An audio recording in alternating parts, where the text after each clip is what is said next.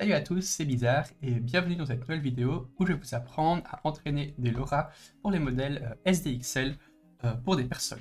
Donc ici dans la vidéo, j'entraînerai un modèle, donc un LoRa à me dessiner moi, et on obtiendra des résultats comme ceci. Donc moi, ici, encore moi en mode, je sais pas, sorte de magicien de sang on va dire, moi avec une coiffure bizarre, en mode plus artistique, en mode BD, moi en viking, et moi en viking avec une tête de simplet. Donc la vidéo se découpera en plusieurs parties. D'abord je vais vous présenter le logiciel qui nous permettra d'entraîner les LoRa. Ensuite je vous expliquerai comment sélectionner vos images que vous aurez besoin pour expliquer au modèle quoi apprendre. Puis on fera un entraînement et ensuite je vous montrerai comment je choisis les LoRa à garder et comment générer des images avec. Donc commençons tout de suite. Premièrement, le logiciel qu'on va utiliser pour entraîner le LoRa s'appelle Koya SS.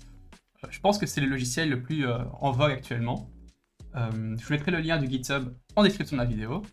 Et sur le GitHub, il y a une partie, il y a une section installation ici, qui explique comment installer sur Windows si vous êtes sur Windows, ou sur Mac si vous êtes sous Mac, ou même sous Linux. Linux c'est Mac ici. Mais bon, moi mon PC, quand je fais tourner Koya SS et que j'essaie d'entraîner un modèle SDXL, il rame complètement et je ne sais pas l'utiliser en même temps pour faire autre chose, et donc ça ne me plaît pas trop. Et du coup, je vais utiliser un runpod pour faire ça. Donc j'ai fait une vidéo sur les runpods récemment. Si vous ne savez pas ce que c'est, je vous invite à y regarder celle-ci avant de continuer cette vidéo ici. En général, j'utilise ce runpod-ci, donc avec une carte graphique A40. Pendant que le runpod est en train de se déployer, je vais vous montrer les images que je vais utiliser moi pour l'entraînement. Je les ai mises ici. Et donc les voilà. Les voici plutôt. Donc j'en ai 22. Idéalement, il en faut un peu plus. J'ai déjà fait des entraînements avec plus d'images et c'est avec ça que j'ai obtenu le résultat que je vous ai montré juste avant. Je pense qu'au minimum, il vous en faudrait 15. Il faut aussi que toutes vos images soient de bonne qualité. Ça sert à rien de mettre des images pour mettre des images si les images sont en mauvaise qualité. Et au minimum, qu'elles fassent 1024 sur 1024 pixels. Ce qui est important aussi, c'est qu'elles apportent toutes quelque chose de différent. Ça sert à rien de mettre tout le temps des images de vous dans la même position. Idéalement, il y a chaque fois un fond à l'arrière qui est différent, et vous avec des émotions différentes, des vêtements différents, la lumière qui change un peu, enfin, chaque fois dans des positions différentes. Et donc, par exemple, ici, moi j'ai des photos de moi dehors, de moi à l'intérieur, de moi devant un aquarium, de moi devant un feu de camp. Il y en a aussi de moi dans la nature.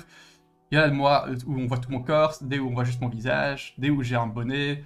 Et donc voilà. Un petit défaut dans mon dataset à moi, c'est que souvent j'ai la même expression de visage et donc le modèle aura un peu du mal plus tard à me faire sourire ou me faire pleurer et des trucs comme ça.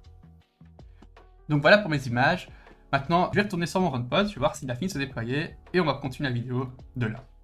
Donc voilà, mon runpod est prêt et donc je vais me connecter ici. Je vais avoir besoin du port 3010. Voilà, il dit qu'il n'est pas prêt, mais je pense que si. Oui, il est prêt. Et donc nous voici dans Koya SS. Je vais aussi avoir besoin du port 88888 pour utiliser Jupyter Lab. Et pour ça, il me faut le mot de passe qui se trouve ici. Hop.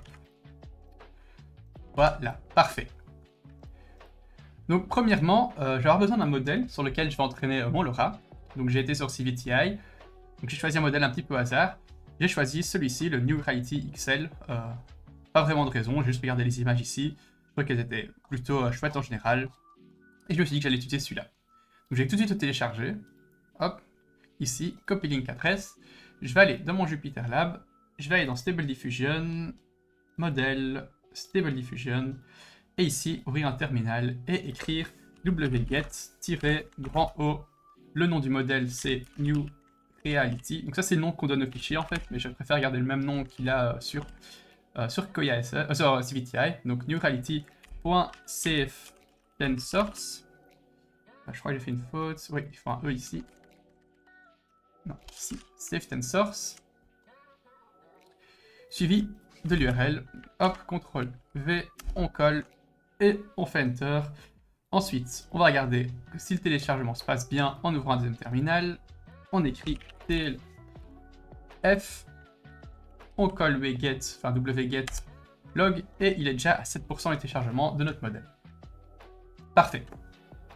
On va aussi tout de suite importer nos images dans le workspace. Donc je vais créer un premier dossier qui va s'appeler photos bzt. BZT pour bizarre. Et ici, dedans, je vais tout de suite prendre toutes mes images et les glisser. Voilà, elles vont arriver petit à petit.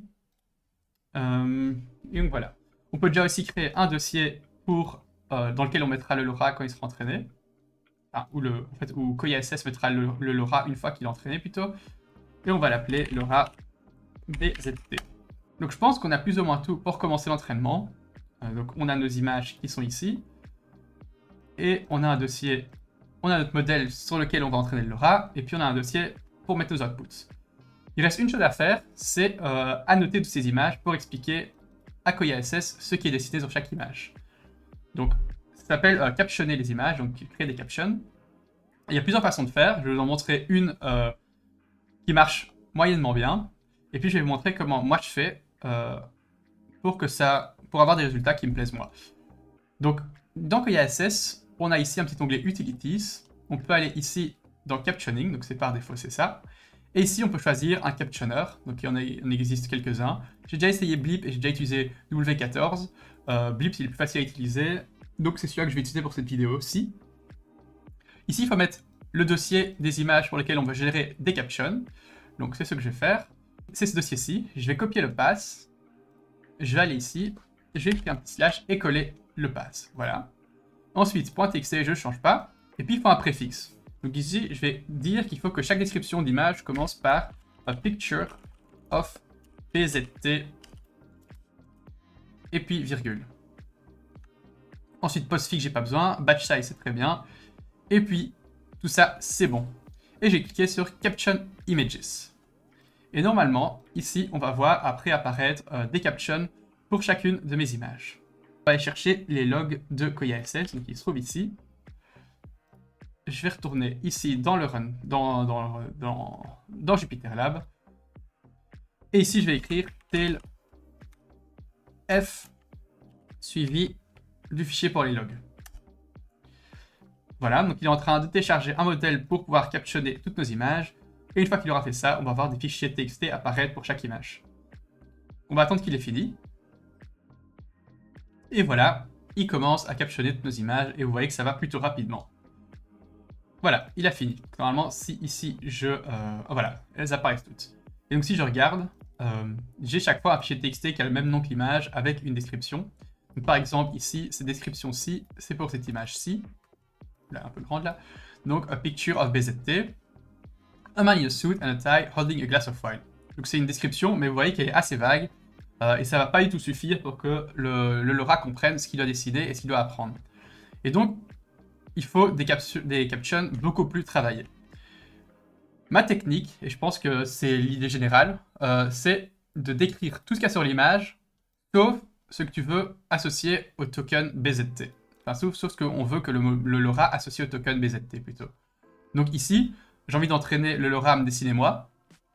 Et donc je m'en fiche que le LoRa retienne les vêtements que je mets, retienne ce qu'il y a en fond d'écran, retienne que j'ai des lunettes de soleil, retienne que j'ai des cheveux bruns, si j'ai envie de pouvoir changer mes cheveux par après.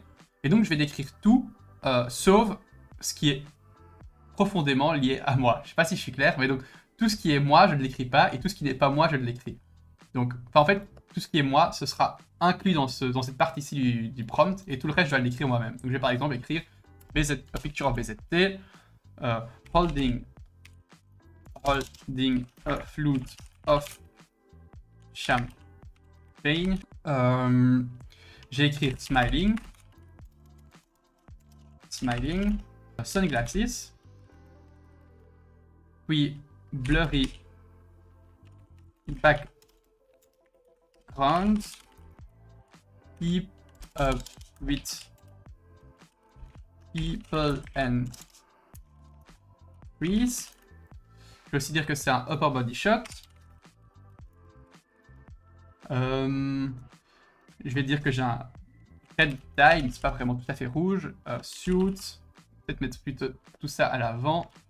Holding a full champagne.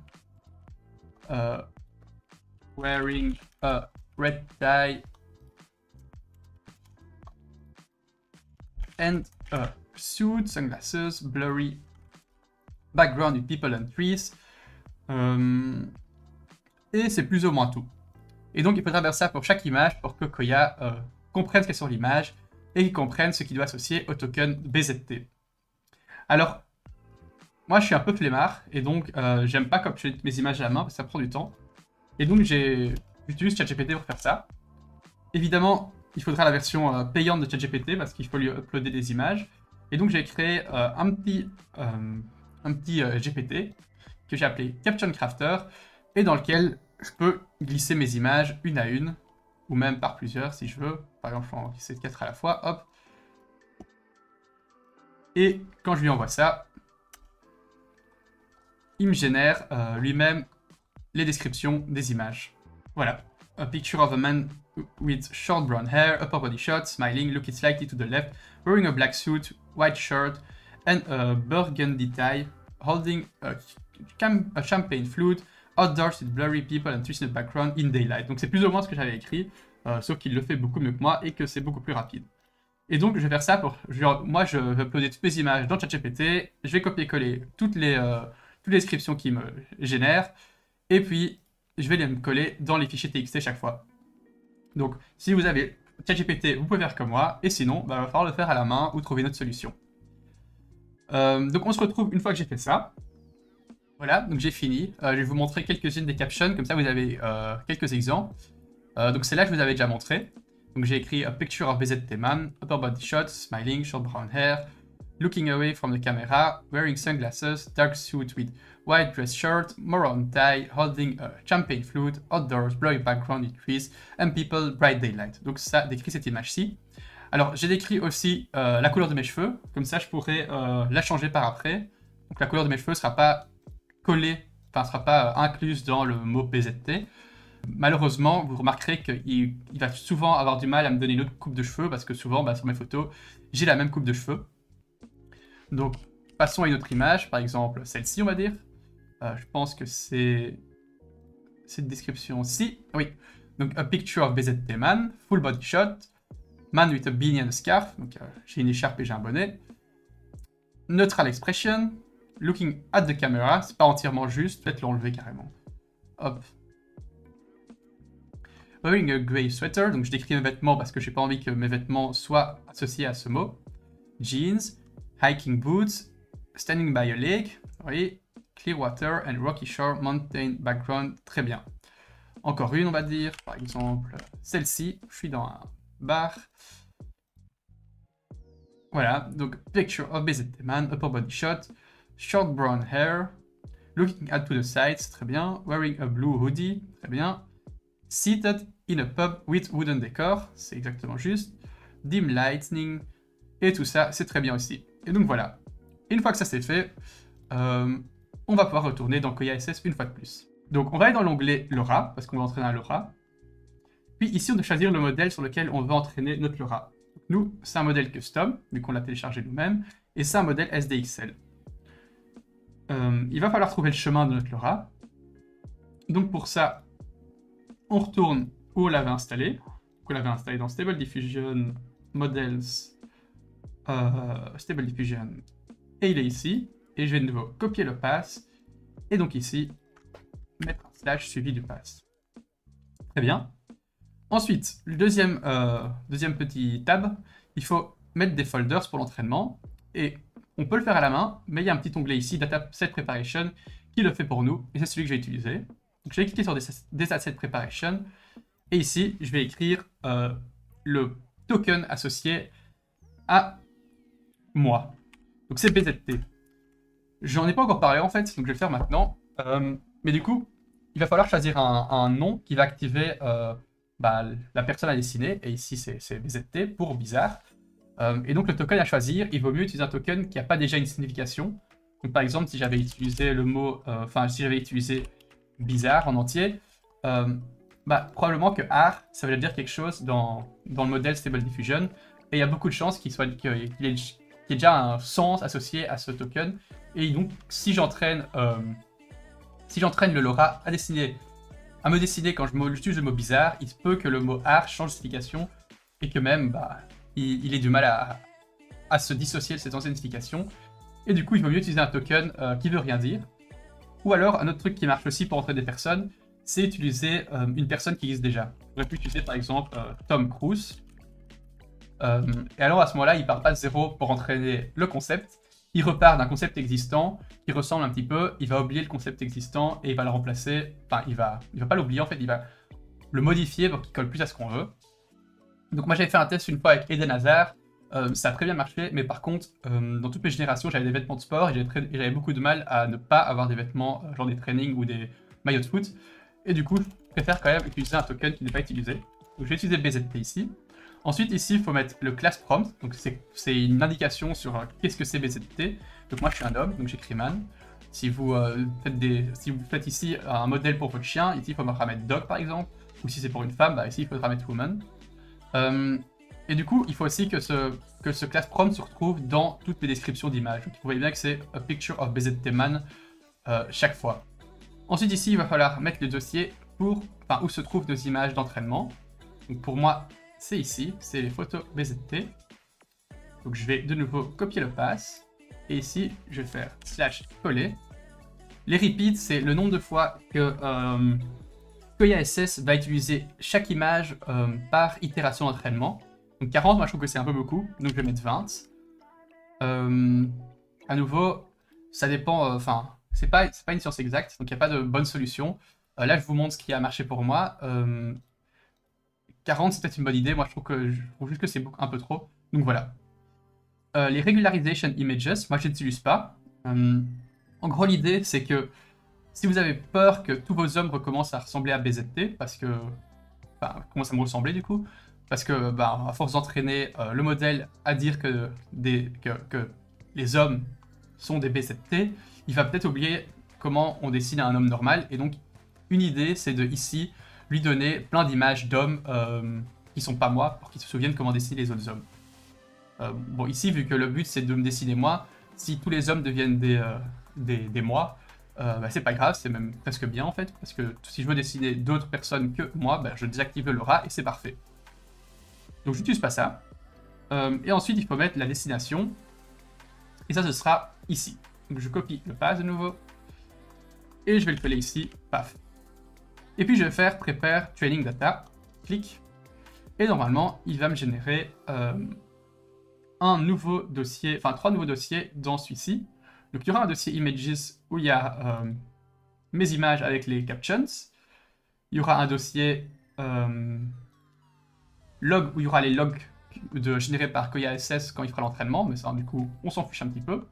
Et puis il y aura le dossier modèle où il va mettre tous les modèles une fois qu'il aura fini l'entraînement. Donc voilà, c'est très bien. Et puis on peut aussi cliquer sur Copy Info to Folder Stab, et ça va pré-remplir tous les champs ici. Il faut juste donner un nom. Donc moi je vais l'appeler BZT Lora vidéo tuto. Comme ça, je me souviens que c'est celui-ci. Et c'est parfait. Et maintenant, il reste une chose à faire, c'est régler tous les paramètres d'entraînement. Donc concernant les paramètres d'entraînement, vous voyez qu'il y en a énormément. Je ne vais pas tous les expliquer, simplement parce que je les connais pas tous, et donc je risque de dire des conneries. Mais je vais vous montrer comment je paramétrise tout ça pour que ça marche.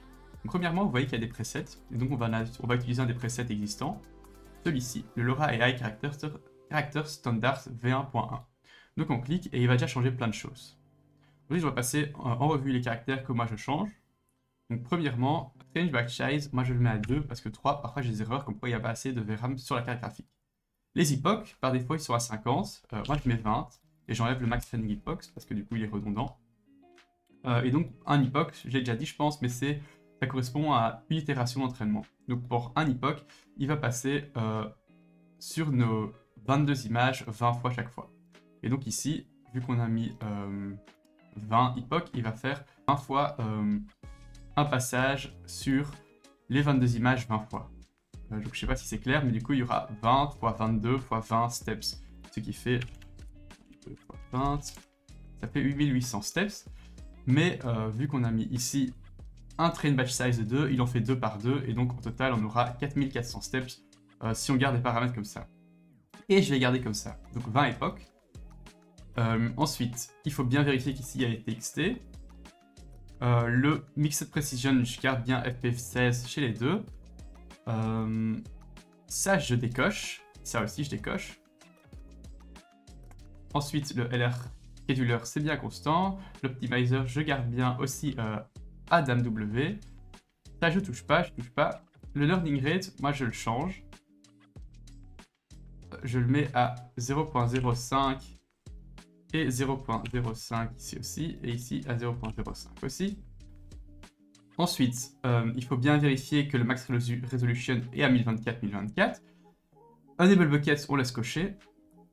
Ça permet de ne pas avoir que des images de 1024 sur 1024 pixels exactement pour l'entraînement. Il va lui-même découper les images en images de 1024 x 1024 pixels pour que l'entraînement se passe bien.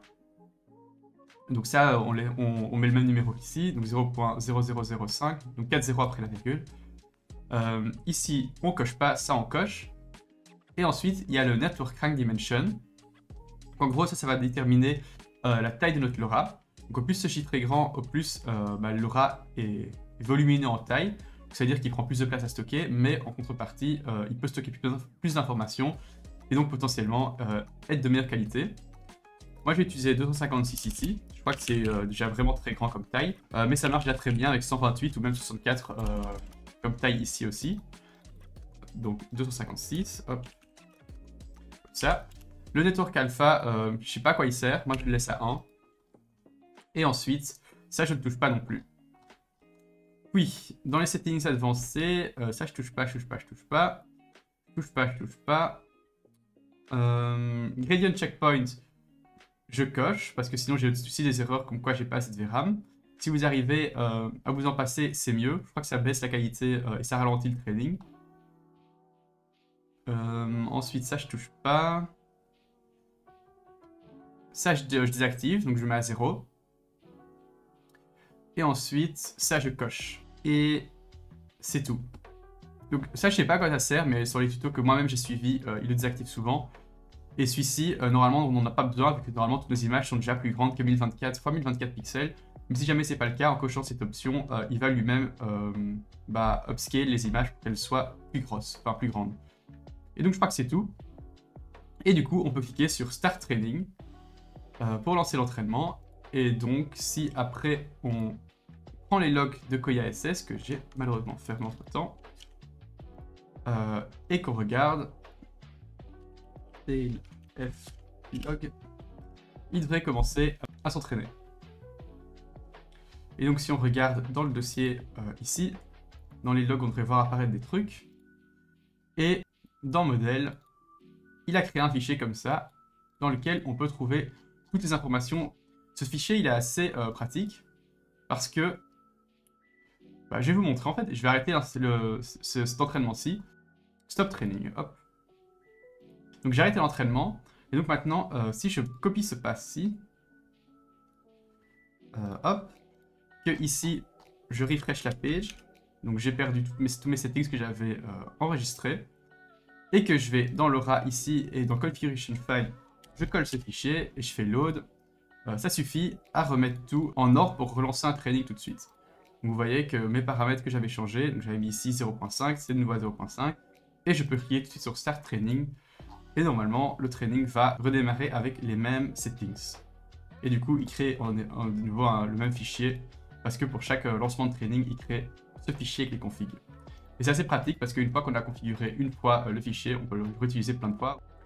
Alors, on se retrouve une fois que le training est fini, parce qu'à mon avis, il y en a quand même pour un petit temps. On va quand même attendre qu'il affiche. Donc vous voyez bien ici, il y a 4400 steps à faire comme prévu. Donc les 20 fois 22 images, et puis les 20 époques qui font 8800 divisé par 2, parce qu'on fait des images 2 par 2, ce qui fait 4400. Et donc on en a pour 2h41 d'entraînement.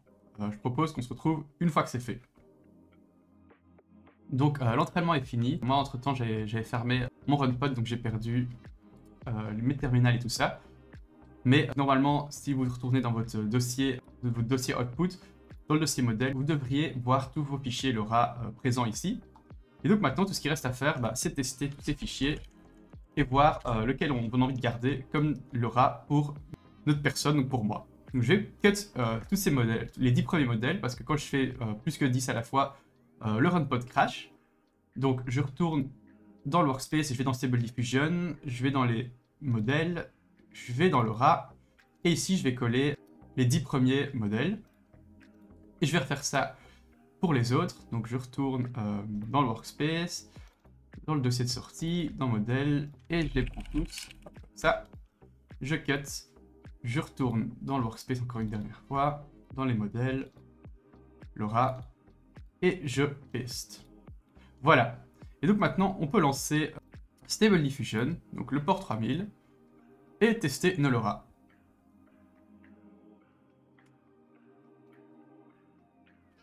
Alors, donc on a bien le bon modèle ici. On peut aller voir dans nos LoRa qui sont bien présents, ils sont bien là. Et je vais déjà commencer par cliquer sur tous mes LoRa une fois.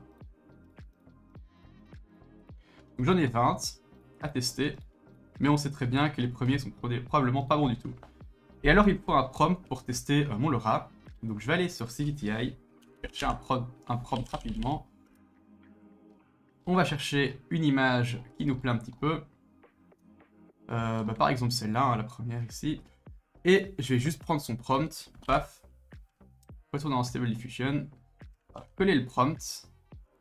Et puis ici, je vais couper tous les LoRa. Je vais les recoller pour ne garder que le premier. Et ensuite, je vais aller dans le script XYZplot. Je vais ici faire Search et Replace. Et je vais coller tous les LoRa et mettre des petites virgules entre chaque entrée différente. Voilà, comme ça. Et maintenant, il faut que je change mon prompt pour qu'il dessine BZT, donc a photo of Battleworld Soldier. Je vais mettre ici BZT Soldier. Et ensuite, il ne reste plus qu'à... Ah non, ici, il faut mettre 1024. 1024. Et on va générer des images. Donc ça va prendre un peu de temps, vu qu'il faut générer les 20 images. Et du coup, je propose de nouveau qu'on se retrouve une fois que c'est fait. Donc voilà, il a fini. Et voici le résultat. Bon, pas facile à voir, vu que c'est assez petit. Mais du coup, bon, on voit qu'il y a eu des générations complètement ratées, comme la 19. Et je pense que 6, c'est pas trop mal. Ici, c'est très rouge. Je crois qu'il y a beaucoup de rouge dans le prompt aussi. Red markings ici. Red accent. Oh non, ouais, donc il y a quelqu'un qui voit le mot rouge. Donc c'est possible que ce soit à cause de ça. Ici, 13, ça va aussi, je crois. Et ici, on a vraiment perdu complètement l'idée originale de l'image, j'ai l'impression. Donc voilà. Donc je vais faire d'autres petits tests comme ça. Donc petit à petit, j'aurai plein de séries d'images comme ça. Et on se retrouve une fois que c'est fait. Donc voilà, j'ai fait quelques tests. Donc si je vais maintenant dans Stable Diffusion Web UI, Outputs, et puis dans Liquid, ici, voilà tous mes tests. Et donc j'ai téléchargé sur mon propre PC tous les fichiers PNG. Et je les ai mis dans un dossier ici pour qu'on puisse regarder maintenant que je les ai. Donc je vais tous les ouvrir un à un et regarder chaque fois ce que je pense des images. Ça c'est l'image qu'on avait déjà vue. Bon, ça, ici ça ne me ressemble pas encore vraiment, ça commence à partir d'ici, j'ai l'impression, même si les yeux sont vraiment horribles. Donc avant 5, ça vaut même pas la peine de regarder, je pense. Ici c'est complètement foireux, et ici ça commence à être de moins en moins réaliste. Ici c'est carrément un cartoon presque. Et puis ici ça redevient un peu plus réaliste. À 16, bon le nez il ressemble à rien. Et la 1, c'est bien, mais je crois qu'on a perdu entièrement le style. Donc passons à la deuxième. Hop, donc ici je crois que le prompt c'est juste BZT man en monochrome et pas en monochrome. Donc avant 4 ça ne ressemble pas, à 5 ça commence un petit peu, ça va partir. Compliqué. J'ai l'impression que c'est à partir de 12 que ça me ressemble vraiment. Allez, 10 ça va aussi, donc gardons 10. Et ça c'est bien. Compliqué. Pour le moment, entre 12 et la fin, j'aime bien. Ok. Ça c'est le même, une deuxième génération. Ok, ici ça ressemble déjà à 8 un petit peu. 10 c'est bon.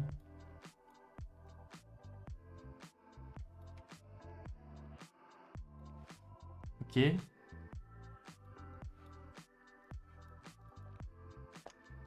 en mode animé. 10 c'est de nouveau bien, je trouve. Le 1 aussi c'est de nouveau bien. Donc 10 ou le 10e ou le dernier pour le moment. Bon, ici ça ne me ressemble pas. Est-ce que le 10 ça va? Le 10 c'est de nouveau ok. Le 11 c'est bien aussi. Le 12 c'est bien aussi. 15 c'est bien aussi. Et le dernier aussi. Donc, ennuyant ça. Donc c'est de nouveau le même prompt. 10 c'est très bien. 17 c'est parfait aussi. 17 ou le dernier. 10 ou le dernier pour le moment encore toujours. Là plus une forme artistique. Est-ce que 10 c'est de nouveau ok? 10 c'est de nouveau bien. Mais bon, ils sont tous bien cette fois-ci. Normalement, il faudrait faire plus de tests pour être sûr. Mais du coup, rapidement, là j'ai l'impression que le modèle 10, le dernier et le 17, c'est mon préféré. Et donc c'est celui-là que j'ai téléchargé sur mon PC. Donc, je retourne dans le workspace. Stable Diffusion Web UI. Ensuite, modèle. LoRa. Où est-ce qu'ils sont les LoRa?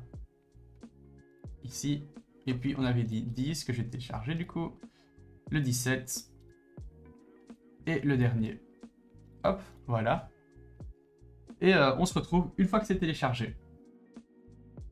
Donc voilà, j'ai téléchargé les 3 LoRa sur mon PC. Donc j'ai fermé aussi mon runpod, donc j'en ai plus besoin. Donc je les ai renommés test 1, test 2 et test 3 pour qu'on les reconnaisse. Donc ça c'était la le 10e époque, 17e époque et dernière époque. J'ai aussi téléchargé un LoRa supplémentaire qui s'appelle RAL Santa SDXL. Il ressemble à ceci. Et donc normalement il permet de générer des images du Père Noël. Et donc c'est ce qu'on va essayer de faire maintenant. J'ai pris un des prompts d'une des images. Je crois que j'ai pris celui-ci. Donc RAL Santa Steampunk nanana. Et du coup je vais aussi ajouter mon LoRa à moi. Ici. LoRa test 1. On va mettre une virgule ici. Et du coup, je vais refaire comme la dernière fois un SDX plot. Ici, je vais faire search and replace, mettre ça, prendre ça et ça, comme ceci. Et maintenant, je vais mettre ici BZT Santa et générer 1280 720, je pense, pour faire miniature YouTube. Allez, on va faire 30 steps et generate. Donc voilà, la génération du premier test a fini. Donc ici, ça ne me ressemble pas beaucoup. Ici, un petit peu et ici, un petit peu aussi. Mais à cause des lunettes, on ne me reconnaît pas bien. Donc je vais ajouter le mot-clé goggles ici. Et j'ai aussi ajouté blue eyes dans le prompt pour qu'il essaie de dessiner des yeux. Et du coup, on va réessayer. Donc j'ai continué à faire des tests et au final c'est le modèle 3 que je préfère, donc celui qu'on a obtenu après les 20 époques. Dans mes tests précédents j'avais toujours utilisé plus que 22 images et donc il fait sens qu'avec moins d'images il donne plus d'époques pour apprendre la même chose. Donc si je devais recréer les modèles maintenant, bah, je ferais peut-être 30 époques ou peut-être que je mettrais le repeat à 30 à la place de 20 pour les images. Mais donc voici le genre d'image que j'arrive à obtenir maintenant avec ce prompt-ci. Je vais encore en générer une juste pour vous montrer.